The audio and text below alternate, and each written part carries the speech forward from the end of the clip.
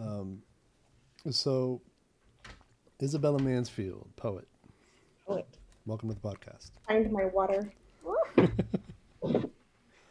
You know how I found you? How's that?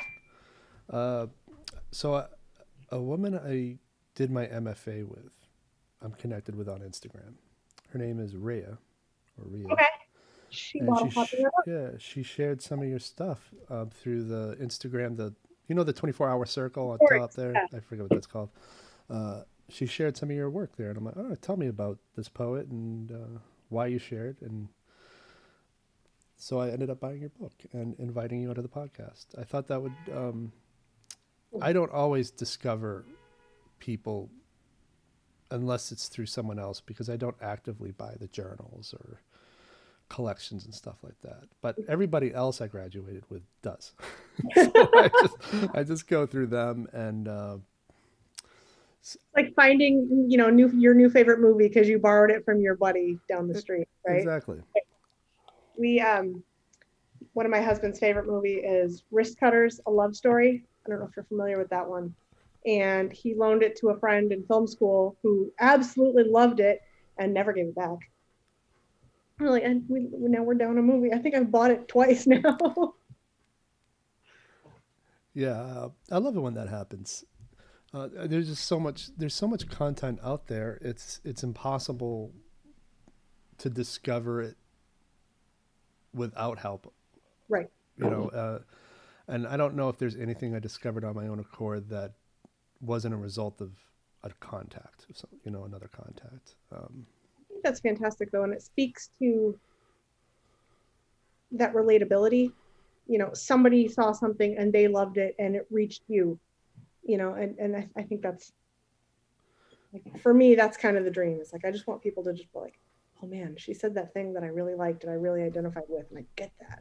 Yeah, yeah. I mean, that's the thing about like art is I come from a place where there's a disturbing amount of apathy towards the art. So when I find somebody who's passionate enough to share it, which is also really hard to get people to do on social media, um, I want to know why. Right. I want to know what was the spark that gave that person the impulse to share it, because Right. that's part of unpacking the mystery is into. Uh, if I can understand what makes somebody share it, then maybe I can get closer to understanding why somebody wouldn't want to. But, Yes. yeah. That's definitely a mystery to me as well. I've seen quite a lot of even some of my own family members who love and share poetry and love it, and like I'm invisible. Like, hey, like Yeah. there's a fair Well, amount of like pouting in the shadows that happens. that's the most. That's so common, not just with writing, but with the arts in general. I can't tell you how many actors I've had on here that none of their parents supported them until they saw them maybe on a TV show that they already knew before. Oh, now Oh wait, I watched that show and you're on it, so you must be legit. But at the same time, it's just like, well, I felt legit prior to you, seeing me on TV. always But been here. at Yep. least you're not an actor because that's even worse. I know a few. Like I said, my husband went to film school out in Arizona, and through his school projects, we cast a couple of projects ourselves.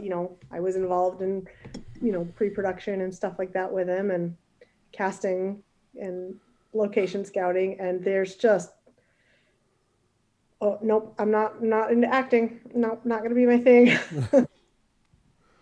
Yeah, it's a tough life, and it's a life too that unless you have some sort of business ability, you're almost solely dependent on another person's approval, Right. which is soul destroying.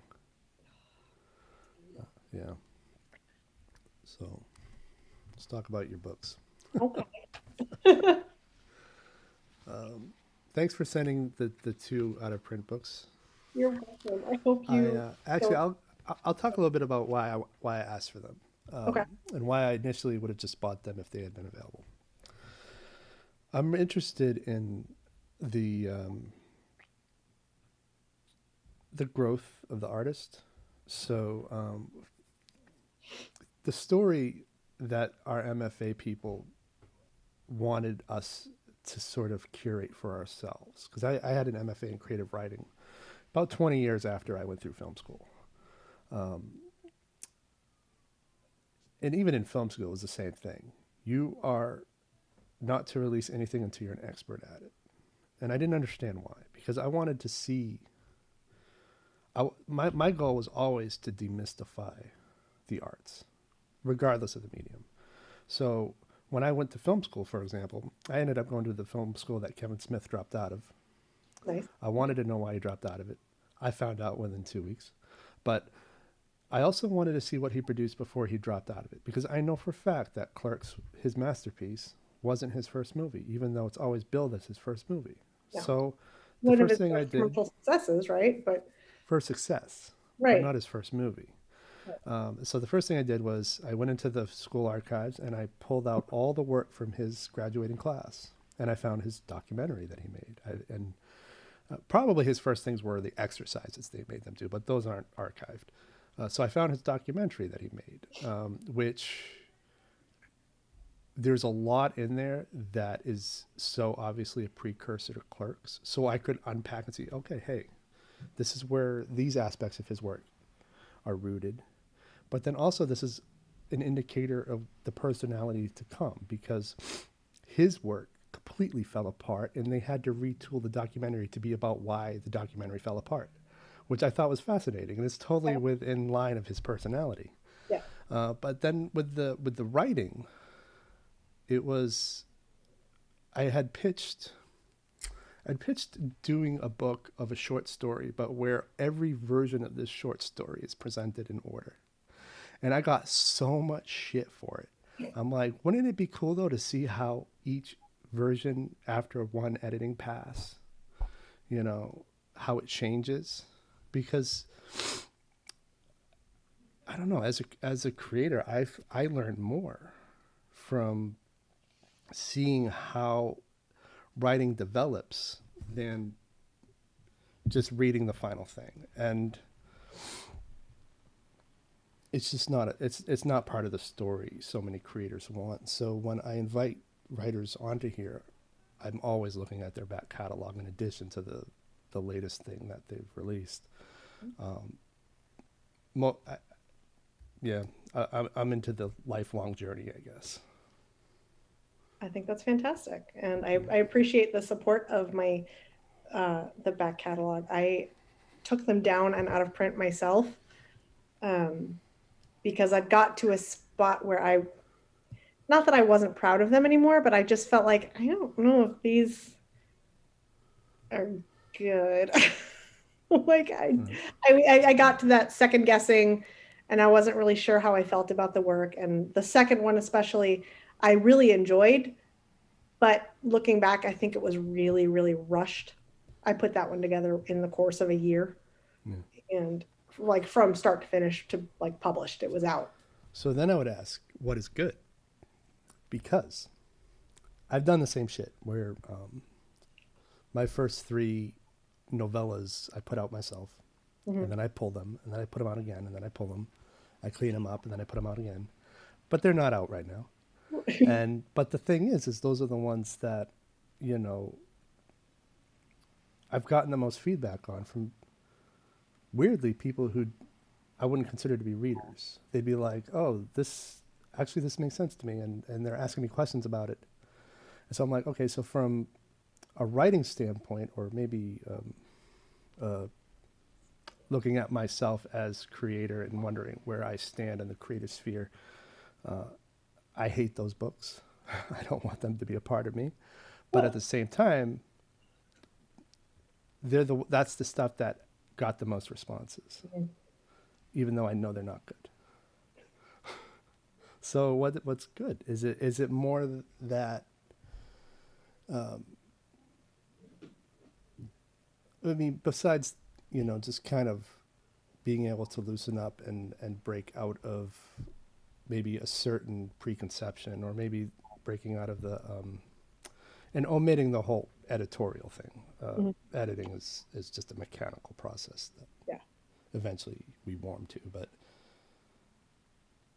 if this book that I put out years ago, which was seeded when I was in high school, so it's obviously a juvenile view of the world, if that garners more responses from people and more questions,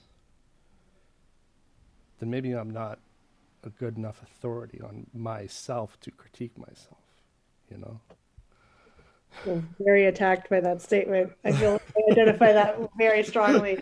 What I think is interesting is when I put out At Arm's Length, for example, I guess I'm gonna back up a little bit and mention that, like, you know, when I first started writing poetry in middle school, I remember thinking I would love to have a book one day. I would love to be a published poet, but nobody reads poetry and nobody would buy my sad, because at the time the only poetry that I knew was the poetry that I wrote at 13 and, you know, moody 13-year-old girl poetry. And I kept thinking, like, ew, nobody's going to want to buy that. No, nobody would buy that. And about the time my son he had just turned 1, I unearthed a huge 5-star zipper binder full of all of my high school poetry. It is in the other room right now. The pencil marks are fading, so I took the time to throw them all onto Google Docs. Like, I just wanted to have them saved. And a friend of mine read a couple of them and he said, you should publish a book. You should just self-publish a little something. Just put them out there. And I thought, that's a thing. I could do that. I don't have to, like, self-publishing was ideal because I didn't have to deal with rejection. Like, this is fantastic. I can just have it. And so that's kind of where it came from. And some of the, like, I didn't process, like, I didn't lay them out specifically. I put them down in chronological order, and then that's how they stuck, with the exception of the very first poem in the book. Everything else is chronological order, and some of the poems date back to when I was about 17. And so looking back at that work now, I see a lot of unpolished. I don't think I really knew my own voice at that point. I didn't really know what I wanted to say or what I was trying to say or to whom I was saying it. And that's one of those things that I think has come with the process and come with time and come with more books. Yeah.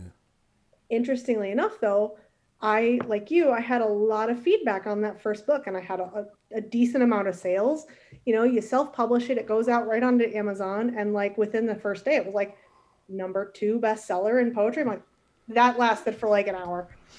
But I about lost my mind with that. And it, like, I think what had happened is I look at all the people who bought it, and these are not poetry readers. These are not people who buy poetry books regularly. And I think it was very much a, hey, my friend wrote a book, I'm going to support her. That's cool. And I bought a book.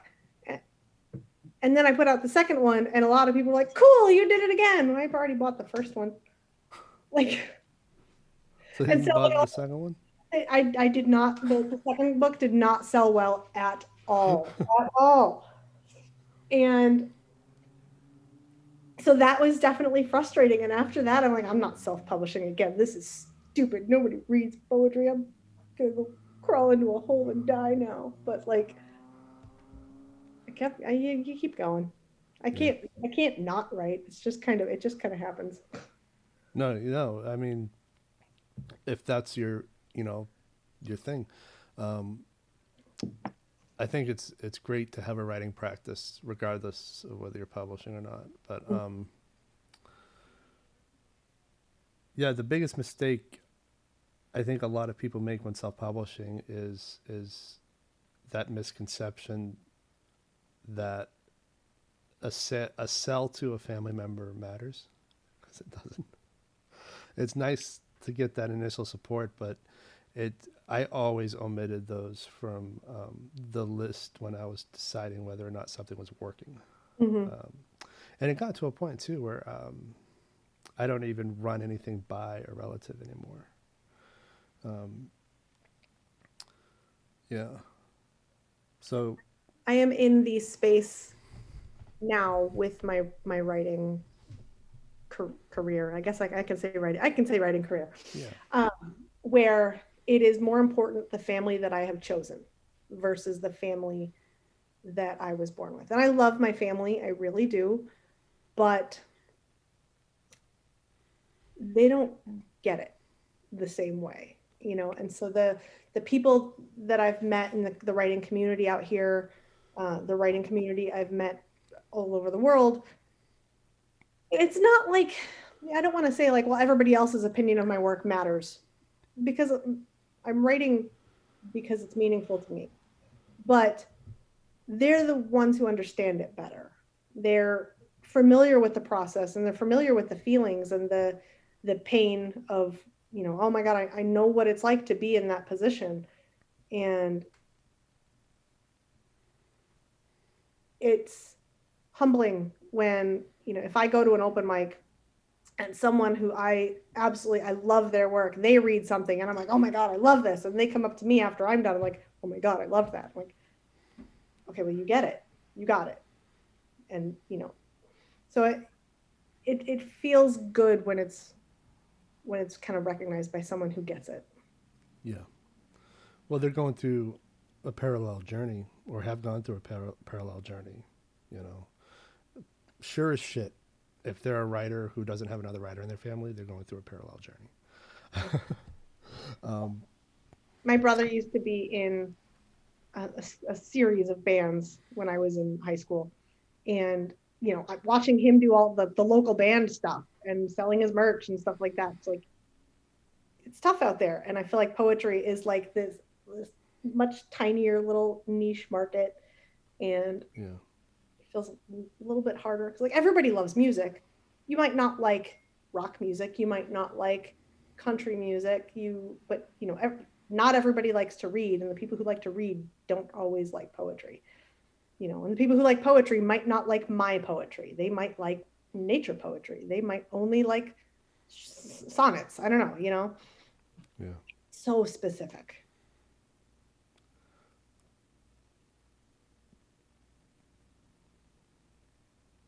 Do you ever feel like maybe sometimes there might be a motivation of protection with some of this, um, protecting, maybe protecting a family member from what they think might be inevitable disappointment?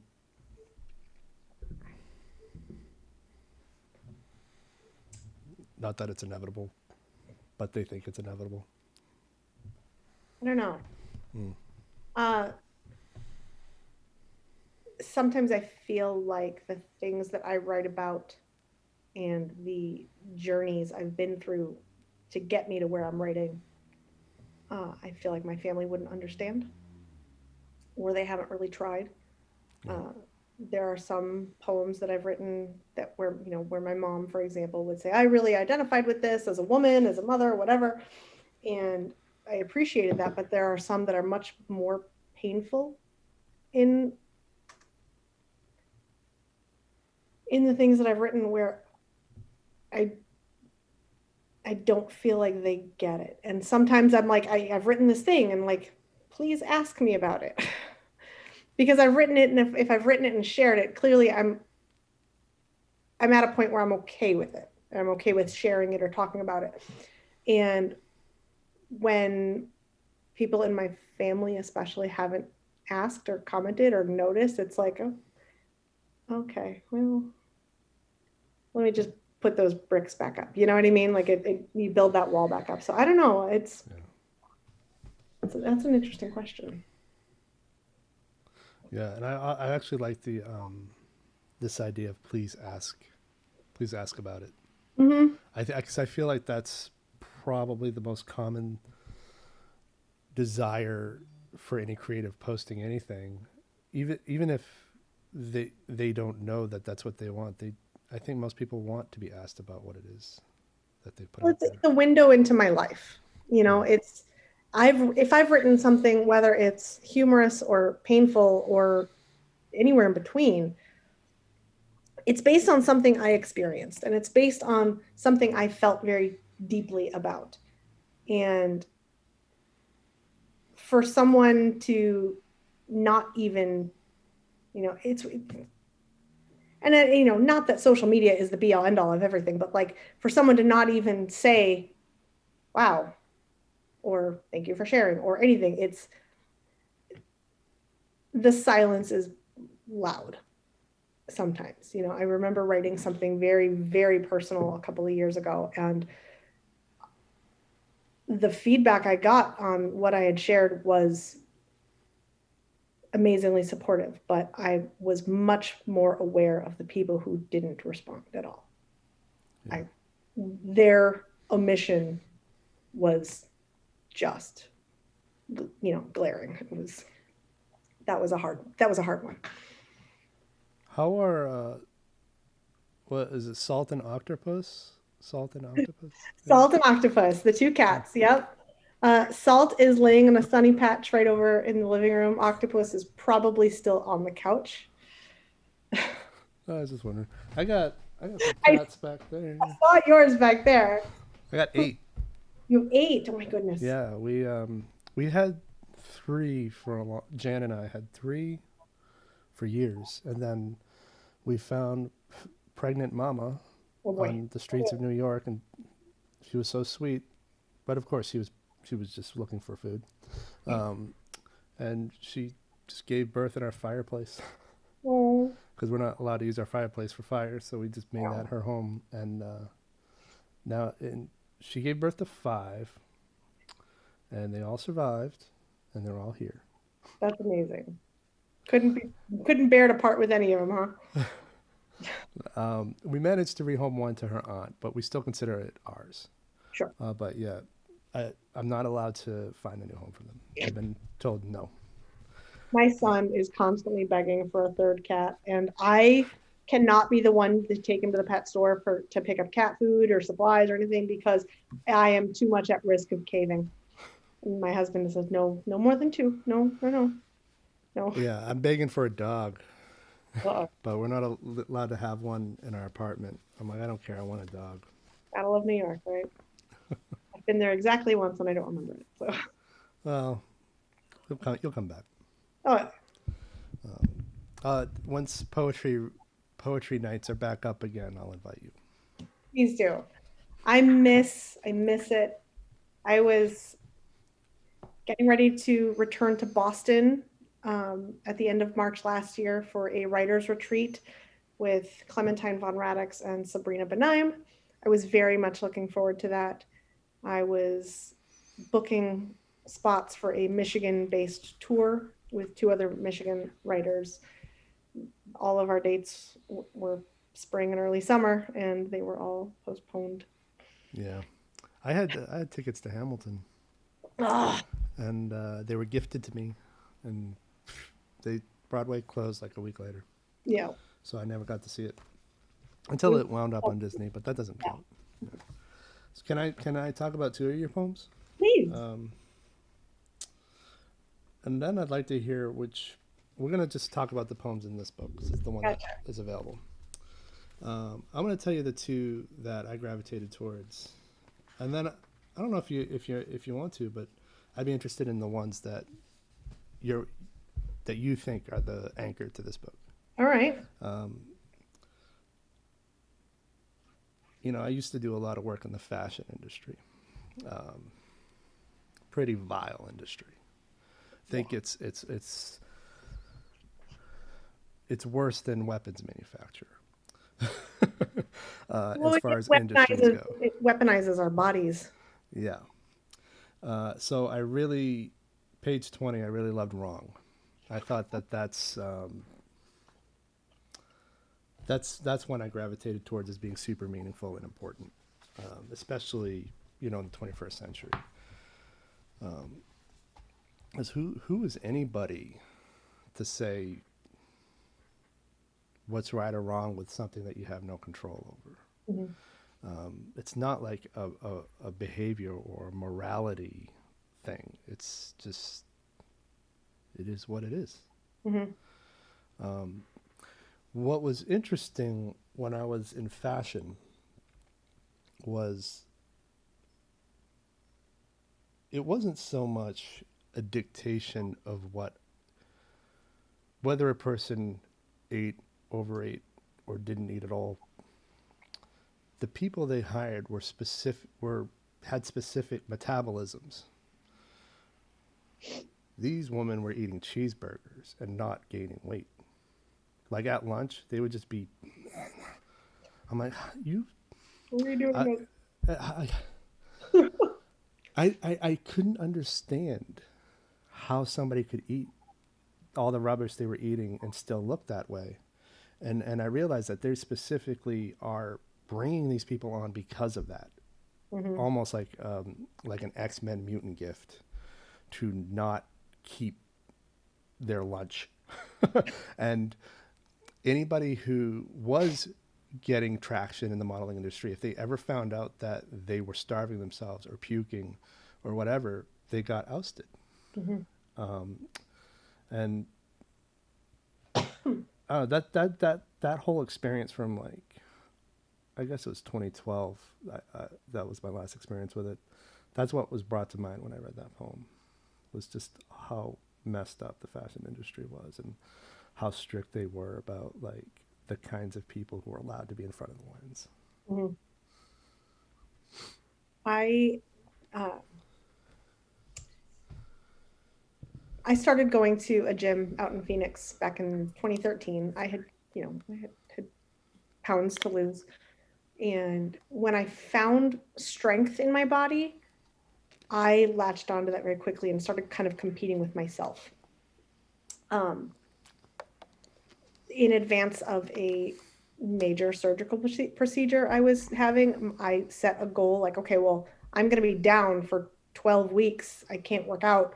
So I'd better lose as much as possible so that I can have a cushion, is literally where my brain went for that. And about a year after that, um, I I started losing weight when I wasn't intending to. Um, with many diagnoses and doctors later, I learned that I had a digestive disorder that had led to malnutrition. Mm. But the trouble was that all of these foods were making me sick. And so I developed a fear of food. I was afraid to eat because everything hurt. Um, but at the same time, I found myself very attracted to the the way my body had started to look, the way my body felt, the way I didn't notice I was hungry anymore. Um, and there was very definitely a sense of control involved. And I finally kind of, after I came through the other side of that, I finally got it like, oh, when they say eating disorders are about control and not necessarily about the food. Like, okay, I get that now. And um,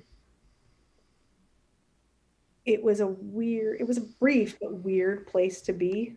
You know, the comments I got constantly like, oh my God, you look great. And, you know, you've lost so much weight. I mean, I lost 15 pounds in 9 months because I wasn't trying to do, but my body just wouldn't let me absorb anything.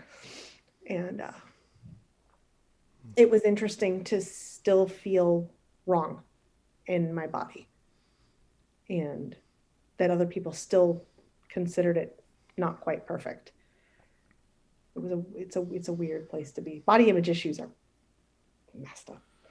Yeah, I agree. And you know what's interesting though is I had oh, I guess she's still my nutritionist, but I can only see her once or twice a year because of insurance. But last fall I was talking with my nutritionist, um, and I'm like, what kind of diet should I be on?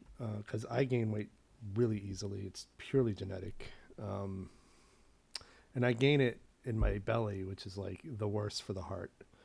And she's like, don't diet, just, measure the amount of fiber and protein.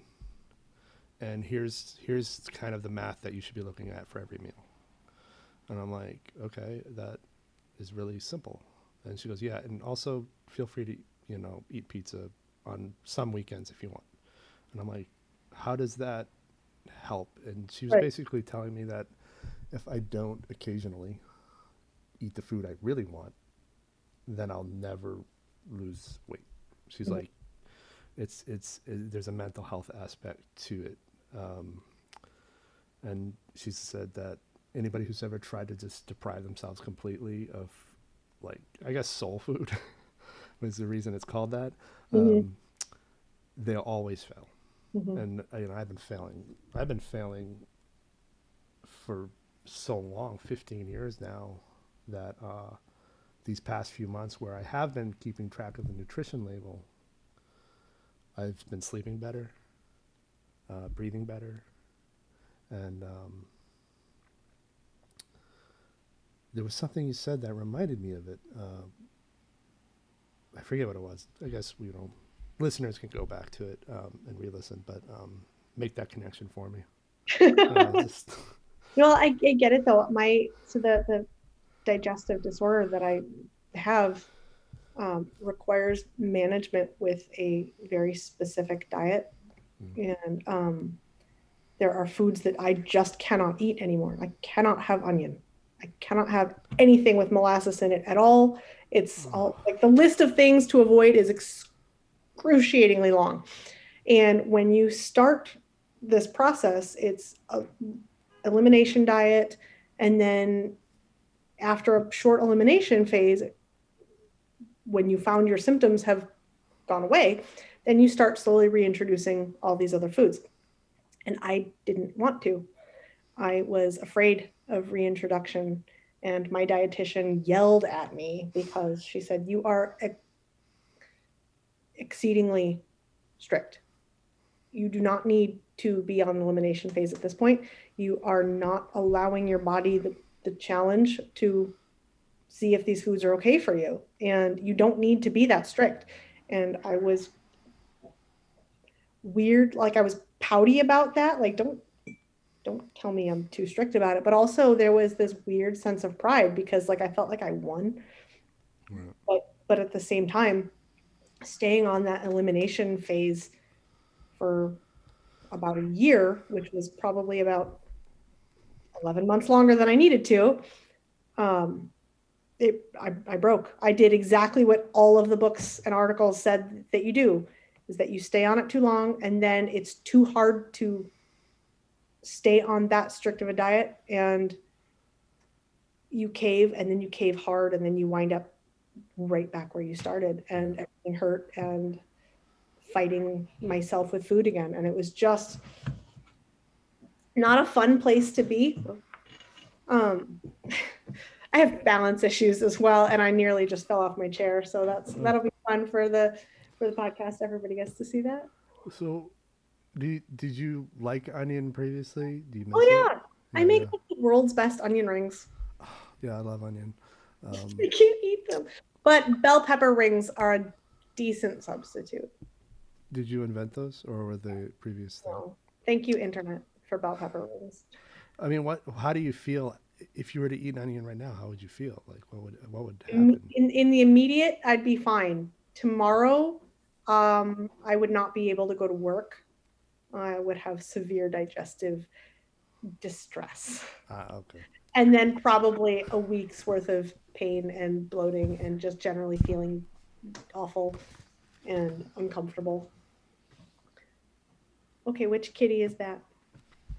That is Juliet, also known as Jujubee, also known as Choo Choo Train, depending on how hungry she is. She's very cute. She's their sister. She's eating some leftover food.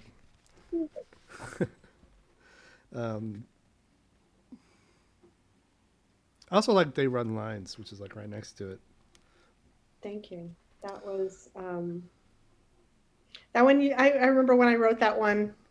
My brother read it and he's like, that's really creepy. I don't like it. Like, I like the slow legal venom. mhm. Slow legal venom. That one, I think I might have written when I was in the hospital after my hysterectomy. That was like, look, they're hooking me up to IVs. This is what they're doing. This is really what they're doing. Made sense. The second one that I was going to bring up wasn't that one though. It was Writemares. Ah, That's that's a page favorite. 28 for those I of you can, who get the book. I would be happy to read that one. Yeah, do you want to read it? I will. I will tell you that this was a nightmare that I had. There is a much beloved open mic out in the Lansing, Michigan area called the Poetry Room. And it is put on at the Robin Theater. If you are in Michigan, when we can be in person again, please look them up both and come say hi. We moved back to Michigan in 2017, and I had not found anywhere to perform and to read. And the Poetry Room was brand new that summer, and I found a family with them. And I love them. And I think I've missed, it's a monthly thing with the exception of like a 2-month summer break. And I'm pretty sure I've only missed 2 in 4 years. So they're my poetry community, and I love them all. But I had a nightmare where I was on stage and absolutely forgot everything. Like, I think my papers were all blank, and I had this awful dream. So I wrote Writemares. Looking down the barrel of a mic, white hot light, pale in the bright, trying to remember how to breathe, how to read, and second guessing every line I've ever written. If it looks effortless, I am a better actor than poet, a master of disguise, hide my hands beneath my thighs, stop my feet from tapping Morse code, spelling out she is a fraud, afraid. You can see it in her eyes. These are lies. Every letter my mouth forms, any heart my word warms, they are false. And I tremble in these Writemares, these stage frightmares, knowing I will be seen, knowing this is no dream, knowing I will come back for more, a monthly encore, sneaking out the stage door, shake more. This spoken word, this need to be heard is harder than it seems, even harder than the dreams. Yeah. Oh, I feel rusty.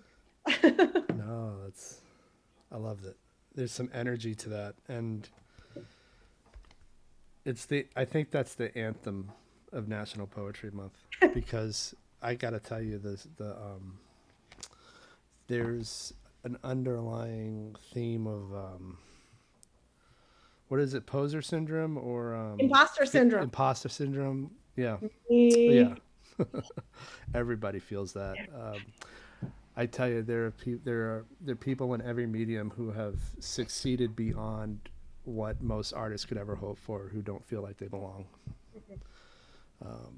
I know this one guy who, I know a few people who've won the jury prize at Sundance who, like, still feel like they haven't made it. You know, it's just like you won the top prize at the top festival in the world, and you still feel like you're not there yet.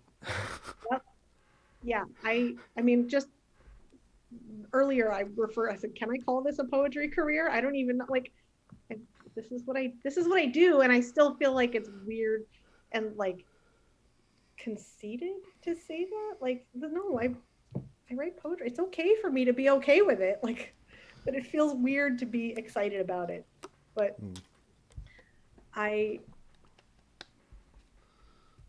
I think the thing that always gets me, especially when I go to certain performances and certain readings, is when I see someone I admire on stage and I can tell that they're shaking, or I can tell that, you know what, it's interesting that this poet has not taken their hand out of their pocket. Like, everybody has their thing that they do to keep themselves from shaking or showing it. And like, I don't memorize my poetry. My husband always tells me I should, but I don't. I don't like to hold a microphone. I did a reading out in Phoenix once where I had to hold the microphone and I had just loose leaf paper in my hand, and I was at a coffee shop, and I'm already trying really hard not to shake, and I had half of my poems on my lap, and the door opened, and Oh, yeah, yeah. everything fluttered right down to the floor. So I had to, I mean, out of my hand and everything, and I had to lean down to pick them up. And in that moment, the whole coffee shop was like, oh. And I'm like, I was in the middle of a poem. Like, oh, I'm not done. So I won't hold a microphone. I need a mic stand. If I'm gonna diva about anything, it's that one thing. But when I see what other poets are doing on stage to control their nerves, it makes me feel better. Like, oh, they still get nervous. Okay. It's not just me. This is so good. Everybody's awkward up here. It's okay. Yeah, they are. And because it has nothing to do with the work and everything to do with too many eyes staring at you. Mm. And that's it. I think the proper setup for all poetry nights is a podium. There should always be a podium, and if there isn't a podium, people shouldn't participate. I think that we need to start like demanding podiums as a regular, right, expected thing. When I first started reading out, I was at the black box stage at I can't remember it was the CAC stage in downtown Phoenix. And I was reading and I'm hearing this sound in the monitor behind me. I'm like, what is this noise? And I realized was nervously tapping my foot, and the mic was picking up the tapping of my foot. And so it was just clicking. And so like I had to get that under control real quick. I'm like, okay, so I either have to sit on my hands, so I either need something to put my paper on, or I can't hold the mic. Like, you got to figure it out. You have to figure out your thing and how to avoid it. How do you curate what you're going to read on poetry night? Oh, that depends on a couple things. When I'm reading at the poetry room, for example, there's almost always a monthly theme. And 98% of the time, I don't read to the theme, and I get up on stage and I'm like, so I know the theme is this, but oh well, like I don't rules very well. I don't actually really love poetry prompts because that's not necessarily how I write. I don't necessarily write well to a guidebook. It doesn't feel authentic to me. Yeah.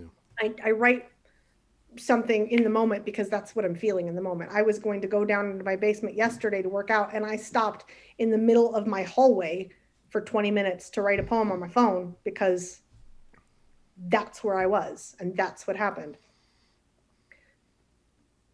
And so I typically won't go terribly well with the prompt if I have something to go with it. A couple, maybe a year ago, there was a prompt that was family business. And so I read a poem called Imposter Syndrome. And it is largely about how I have felt in my family and how that kind of pertains to me as an adult and me as a writer. And, so it kind of squeaked in under the theme a little bit. Pre-COVID, I host an open mic myself at a coffee shop not terribly far from here. And I will typically bring 10 poems with me. And sometimes I read them all. Sometimes in those situations, I have the ability to judge based on the crowd. Like, oh, there's a large number of children in the coffee shop tonight. I'm not going to read that one. You can tell when a poem about, the Black Lives Matter movement is not going to go over well, unfortunately. And you kind of pick and choose a little bit. When I'm in a room with a lot of moms and women, I will probably read some of the ones about motherhood because I know they get it. I performed at a burlesque show in Boston in 2019, probably my favorite performance to date. And I read the very last poem in the book, which is called "To the Girl Giving Head in the Back of the Parking Lot." Because, like, if I'm reading at a burlesque show called Church of Slut, I'm going to read that poem there, and it went over exactly as I had hoped it would. So sometimes it just depends on my mood. If I think I can handle it, I'll read the poems about losing my dad. If I don't think I'm in a good place for it, those are going to get a pass. And if I'm in a comfortable place, if I'm with the right group of people, I'll read it anyway and break down on stage. Do you record your readings? Sometimes. Typically, if someone is in attendance with me, they'll record them. I do have a YouTube channel. I do not update it very often. My husband just told me I needed to get back on that. He's right. I know. You have an asset having a filmmaker for a husband. You should use it. I know. But I also have a precocious, almost 10-year-old who wants to be the star of all of the shows also. So we had to send the two of them out to run errands so that I could do this. Oh, you know what you could do now, though, is because you need there's very strict rules now having kids on YouTube. So you could be like, well, it's actually now illegal for you to be in my YouTube video. So that's good to know. Thank you. This is good. They've made it very strict because kids were starting to get hurt because their parents were pulling dangerous pranks for the sake of a YouTube view. Yeah. But now you can use it. That hurts. And as a creator, I think that's not good enough. You got to be better than that. Yeah. But yeah, definitely. There's not enough. And I actually told this to another poet who's also going to go up in April along with you. I told her that there are so few writers represented on YouTube that if you get on now, you can really get a head start building a follower base. It's slow. Yeah. And I probably don't know Instagram is where I find the most response and the most community. For my poetry, I probably just don't know how to effectively use YouTube. Well, how I do it is, so my channel is part podcast, part my films, but then there's also a playlist for my readings. So if I'm applying to read in New York, you kind of have to apply to read on poetry nights because it's just such a dense population of people here who do that. In addition to sending the written poem, I'll send what it sounds like when I read it. And so I just kind of use YouTube as a way of kind of being an asset to an application, to stuff like that. But I'll also do it. I don't know if you have a Submittable account. When I'm on Submittable, I'll also add links to my reading playlist. I had not thought of that.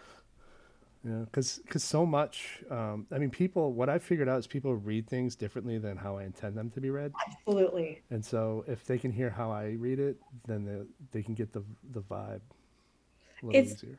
I think that's one of my favorite things about poetry. There is definitely room for page poets as well as stage poets and slam poets, but I love the performance aspect myself, but I also enjoy the book element of it. And it's fascinating to me when I hand someone something to read and then I read it later and wow, I did not get it that way at all. That is not at all how I interpreted that when I read it. And that's a phenomenon I do not understand, but I'm in my own head when I write it, and I know what I felt when I wrote it, and I know where I was when I wrote it, and I know the headspace that came from where it came from, and you might not have that same connection to it. And so it's a really interesting element of poetry to me, that, like, you can read a book, you read, and everything has its own, general theme or the moral of the story, but, like, okay, guy meets girl, guy breaks her heart, girl does whatever. But with poetry, it's very different, and it's not as black and white. The words that I put down don't mean the same thing to you as they do to me, and I think that's Yeah. a beautiful thing about poetry. Well, I think that's why creating these collections and making them available is important too, is because over time, and maybe even over the course of a single collection, you're teaching them how to read it. Mm-hmm. So, like with a novel, you have chapter after chapter to teach them how to read it. Who the The same character? thing with, like, I mean, look at a space movie. Everybody has their different idea of what space is. So every space movie, they have to define their rules of space. That's why you have these exposition scenes. Well, we can't do this because of this. They're telling the audience how to. Well, here's our version of space. Here's our version of why we're going to choose what we choose. The storytelling decisions we're going to choose, and here's why. So the importance, this is why I don't really buy journals that collect different poets. I prefer to buy collections from single authors, because the curation is part of teaching me how to read each piece. Mm-hmm. Whereas if you have a collection of different authors, it's fine for the sake of exposure, but I'm not learning how to read each piece. And it can be a little disjointed. Yeah. I am in. I have quite a few pieces published in some collaborative journals like that. Sad Girl Review released their issue 6 yesterday that I'm in. Capsule Stories is a favorite as well, and I love all of them, and they're curated. They're to a theme, and they're beautifully put together. But I have also been involved in a couple anthologies where it's just like my work feels like it sticks out. And that's not to say that mine is better or worse than anybody else's in there, but it feels like it doesn't fit. And it feels like I'm trying to put together a puzzle of 100 pieces, and every single piece is from a different puzzle. Yeah. And they fit, but at the end of it, I don't really like the picture that's in front of me, and it doesn't really look right, and it's not very cohesive, and these two at least are the same color, but they don't go together. It doesn't work. So Yeah, I that you've described exactly how I feel with collections. You just hit the nail on the head. It's perfect. Somebody here is a poet. So this is work. This is work. You're doing the promotional aspects of it. I am. I told my son as he's like, I don't want to go do errands. I'm like, yeah, you know what? I don't get to do this kind of work all that often. So, like, please leave the house. I love you. Let me do my work. This is part of my work. This is my other work, and I love it, and I miss it. Maybe someday a publisher will pay you to do it. Well, that's. I have my secrets. I will say that I do have a third book, or another book, not a third book. I guess it would be technically the fourth book. I have completed a full-length poetry collection, and I can say that I did recently receive an acceptance. However, I have not responded to it yet, because I also have that book submitted to a number of contests and other journals that have not responded yet. And so I'm kind of in this weird little limbo of, but what if the next one is better? Like, yeah. I mean, I'm very proud of my upcoming book. Do they give you a timeline on when you can respond? Not yet. So far all I've gotten was the submittable response through the portal. It just said, hey, we'd like to publish. And you'll receive an email, check your spam if you don't see it in the next month.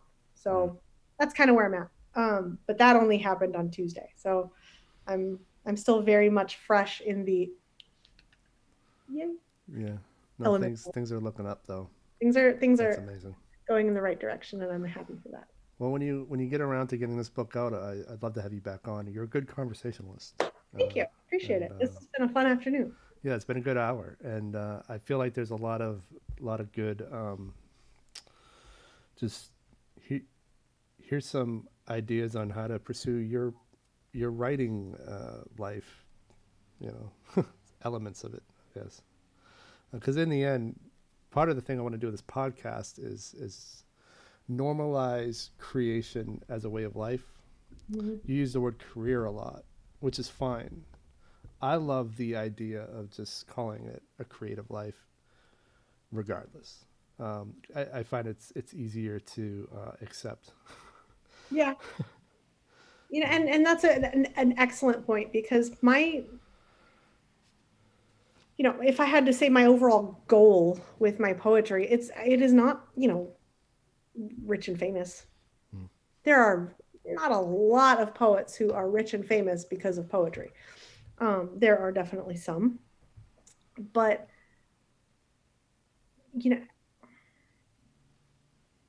having my work do well is nice.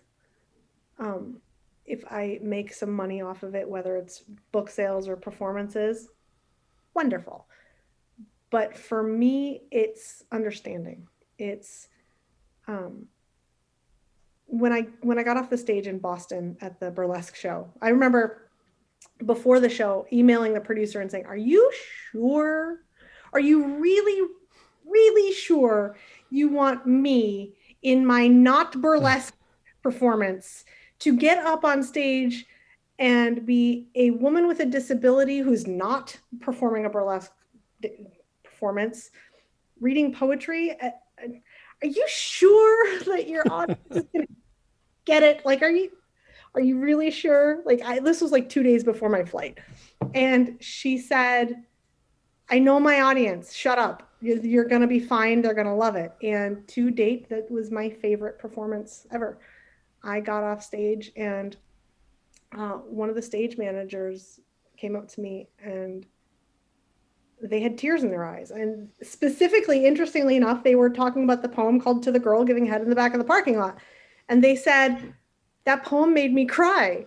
And nobody had ever said that to me before. They all laugh hysterically because it's funny, but the poem at its core is about anxiety and the stress of every day, and marital stress, and how important it can be to not lose yourself and not lose your relationship. And they said, "I know exactly what you meant by that." And I said, "Well, then you got it, didn't you?" Like, that was the first time anybody really got it. And having people come up to me after a show and say, like, "You're a woman with a disability and you're on this stage and you're doing it." And I'm like, "We've never seen that representation." Like, that meant a lot to me. And so for me, it's not about, please buy my book. It's please understand me. And please know that I understand you, maybe. And please know that you're not alone in your thoughts. Our heads are scary places to be. And if you're alone in there too much, it'll really mess you up. And I think it's important to know that there are other people in the world who also feel that way. And some people can put it into words. And some people put what I'm feeling into words where I couldn't before. And I think that's what it's about, is just not being alone. Yeah. I don't think we're going to get higher than that. I think we should end on that. All right. That's fair. That's so perfect. And I think that's the thesis of our conversation. This was a great conversation. You're welcome back anytime you want. Thank you, Eric. This was absolutely a pleasure. Thank you. Highlight of my Sunday. All right. Bye. Take care. Your kid can come home now. Have a good one.